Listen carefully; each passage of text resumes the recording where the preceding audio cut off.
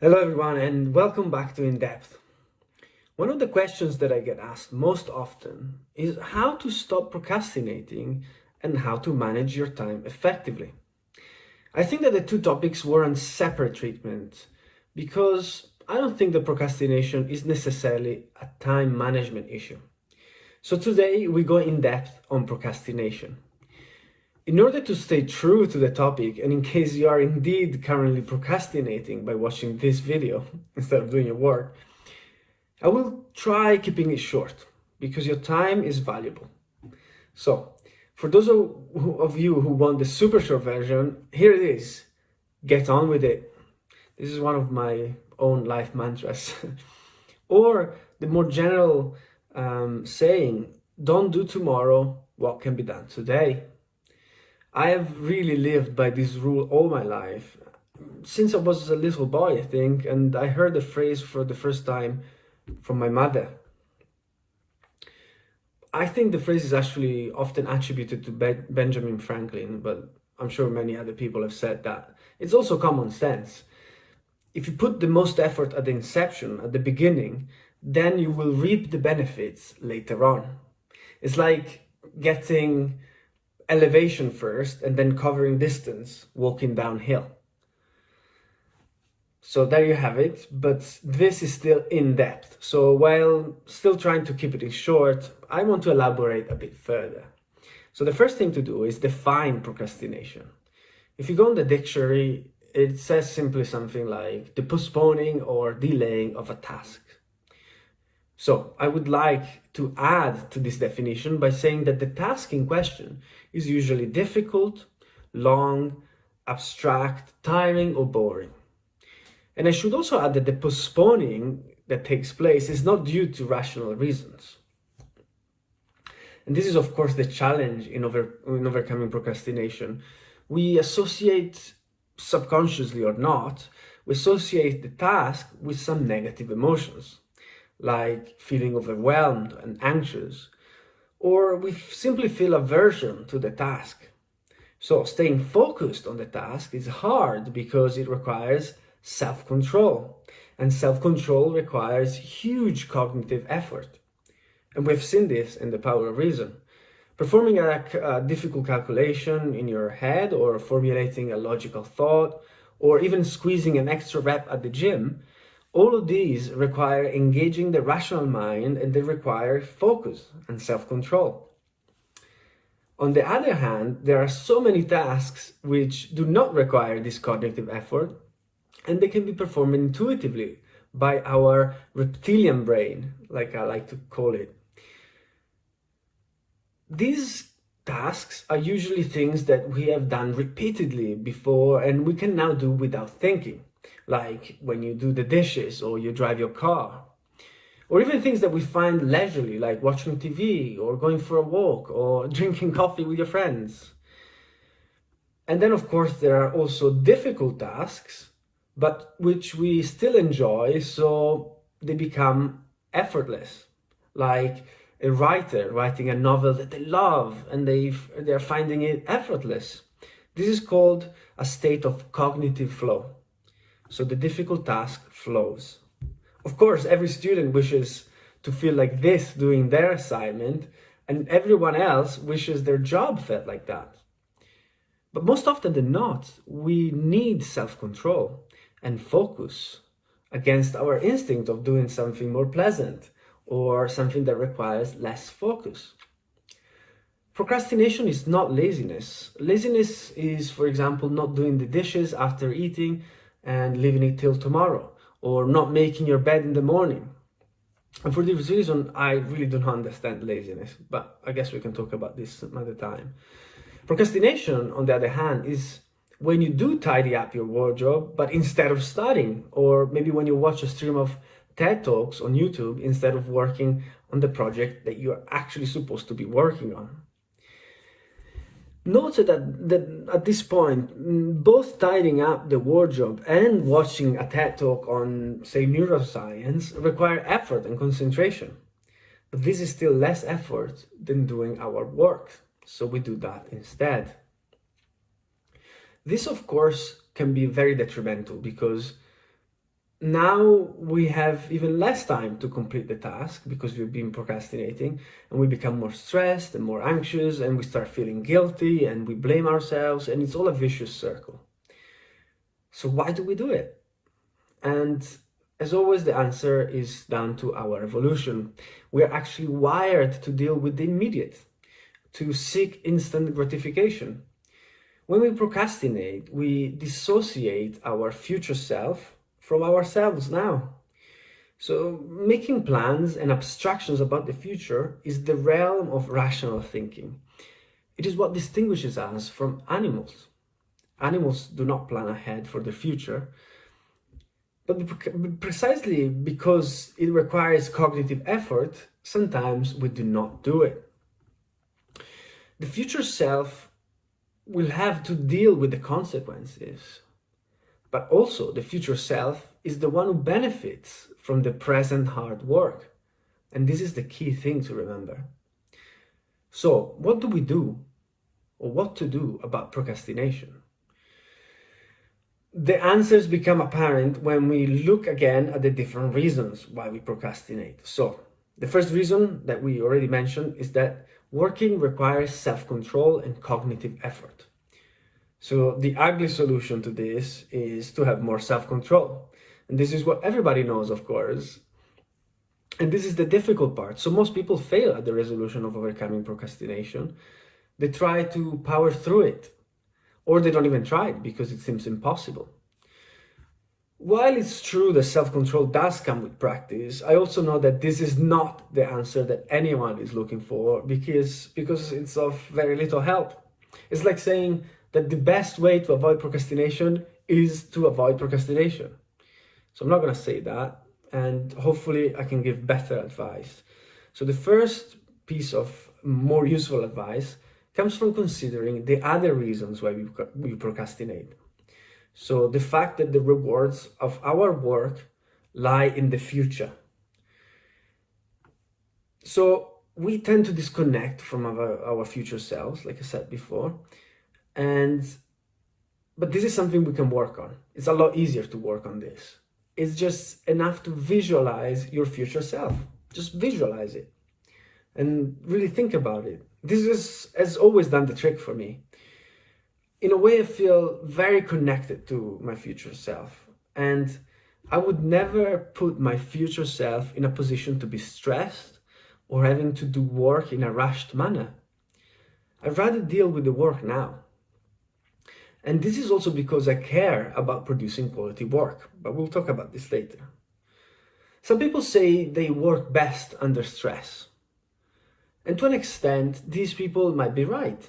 Stress increases the hormone cortisol in our body, a neurotransmitter which will in fact make you more focused because you're more stressed and you need to solve the problem. The problem with this is that we are basically relying on stress to be productive, and this is detrimental to our health in the long run. And not only that, we have now left the task to the last minute, which is also detrimental to the quality of the work itself.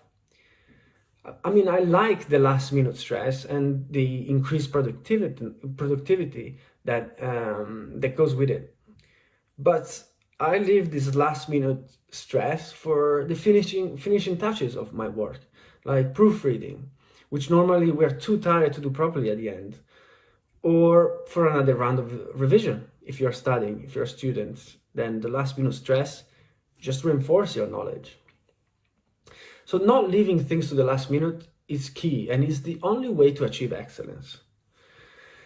And also, to the people who say they work best under stress, I say this: you are literally motivating yourself like a trainer motivates a dog. Reward and punishment. And you have failed at rationally motivating yourself, so you let stress and your reptilian brain do the work for you.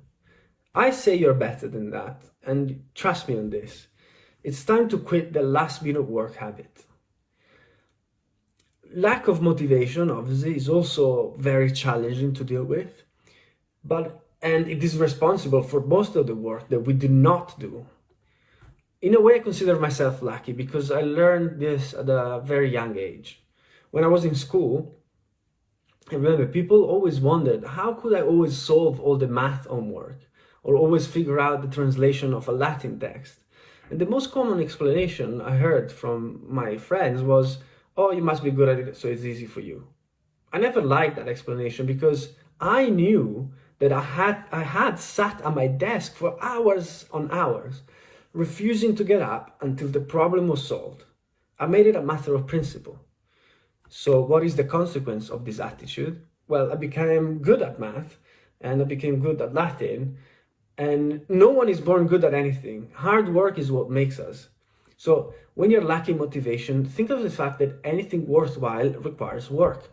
Think that you will become good at that and then it will be easy. And remember that anything that you become good at will ultimately help you make life easier and make life better. And this is the only motivation you need. Another reason we procrastinate is when we have an abstract goal, like complete the essay or get fit or revise. These are abstract tasks. Because it requires great cognitive effort to grasp what needs to be done, we end up not doing much. We might also feel overwhelmed by the task, and this makes us associate negative emotions to the task. So here is some practical advice against procrastination. Number one, break up the task into smaller, more specific tasks. The smaller size helps reducing anxiety, of course, and gives quicker rewards when the task is accomplished, the shorter task. But also it makes the task more specific. Because it's smaller, it's more specific and less abstract, so easier to get on with it. Number two, I'd say, is prioritize.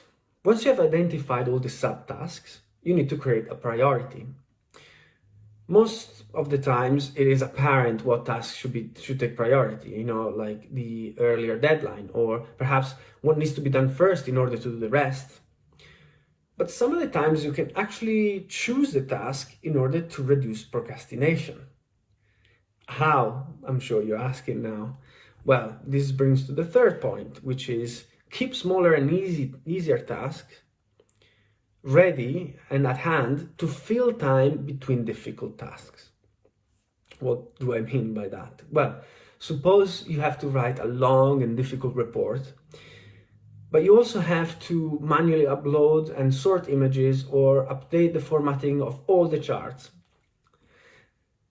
These are repetitive and long tasks compared to the creative writing of the report. But they're long and repetitive, but they also require less focus. You can do them, for example, while listening to music, which makes it more pleasant. So suppose you've been working on the report for an hour and now you're tired of writing the report.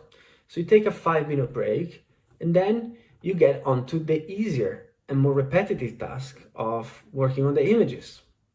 Basically, you're planning your procrastination. Does it make sense?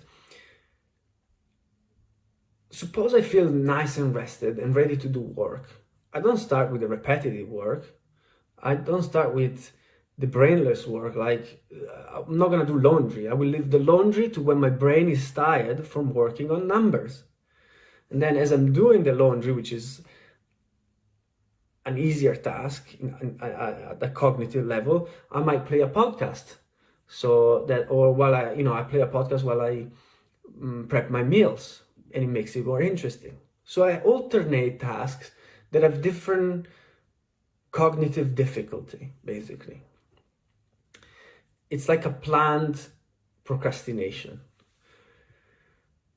The fourth point is you must create structure in your life. This is difficult now that many of us are working from home. But one way of doing this is to separate the different environments in your home. So you have a space for work, a space for leisure, a space for sleep. So if your home is small, like mine, then it becomes of paramount importance to keep very tidy and very clean. A tidy and neutral space is best for work and also best for relaxation. So reduce clutter. reduce all the visual stimuli. I mean, I love art, but I will go and look at art in the museums or, online, or when it's time to enjoy that. Organize your drawers. Know where everything is in your house. Always have paper in the printer. You must reduce the friction that you experience when you're trying to achieve your goals. You have to reduce the friction as much as possible. Be always organized and prepared. And then the fifth point is get started. Now you've broken up the tasks. You've planned for productive procrastination by alternating difficult and easy tasks. Everything in your house is tidy. Now get started. Maybe you feel tired. Maybe you feel demotivated. Well, tell yourself you will work for only 10 minutes, for only 2 minutes, whatever it is. But get started and then you'll see.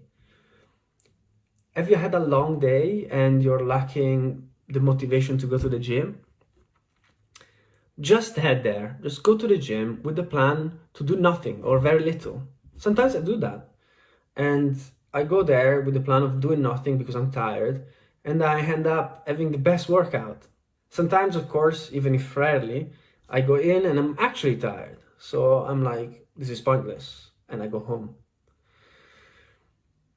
And then we have point number 6, which is my last point, let's say, which is be compassionate towards yourself.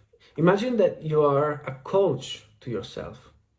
You positively try to motivate yourself. So if you have been unproductive, forgive yourself and try again. The past is the past and you can't change that. So beating yourself up does not help. Think of the future. Think of your future self. Your future self is the person that you do not want to disappoint. And if you're mad at your past self, make sure that that never happens again. So visualize your future self. Visualize your future self. I can't say that enough. And while I remember, let me put in a last word on indecisiveness, of which I'm also guilty sometimes. Indecisiveness can cause procrastination. When you have to make a difficult decision or decide between options that are very similar to each other, this requires effort, so we often postpone it. And this is true also when we need to break up the tasks and prioritize them, what I just mentioned earlier. And so here's a special case where we apply common sense instead of strict rational thinking. You know, I love rational thinking, but there are cases in which you need to apply common sense and intuition. And in this case, you should know that we are not computers and not all our decisions will be perfect. Sometimes the only way to know is trial and error. So if you're currently at a gridlock, just get started on something. And in case that does not work, then don't be afraid to admit that you were wrong and just change course of action. Be quick at letting go. Remember that you're not your ideas and you're not your thoughts. Ideas are ideas and they come and go, but you will be the one reaping the rewards of your perseverance in the end. Good luck, everyone. And also, post-scriptum, this is the last episode of In Depth for now. I will definitely resume this series later on in the new year. So for now, it's been a pleasure talking to all of you, and I will see you soon again. Bye now.